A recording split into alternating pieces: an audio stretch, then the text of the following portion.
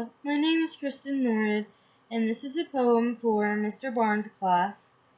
And the title of my poem is The Life of Adolf Hitler. Here it goes. Adolf, you crazy Nazi you, don't you know you were born on Easter Sunday? Even though your father disliked you, you didn't have to go hating on the Jews. Instead of sending them all away, why didn't you take up shining shoes?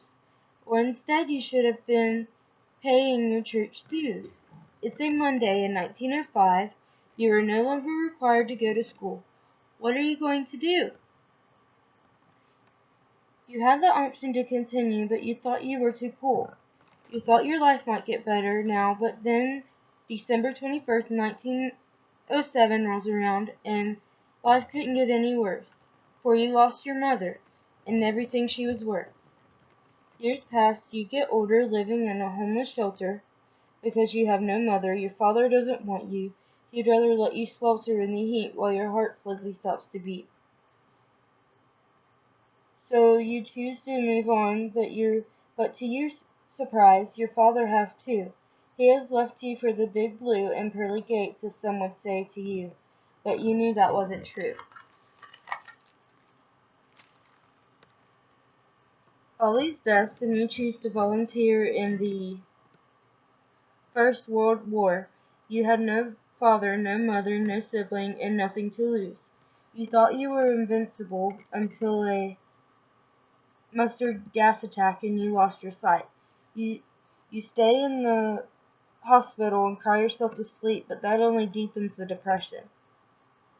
You slowly get better, but that didn't stop you in your German Nazi ways. In 1921, you rose through the ranks and became the leader of the renamed National Socialist German Workers' Party. It may seem long and a boring name, so we shall call it Nazi for short.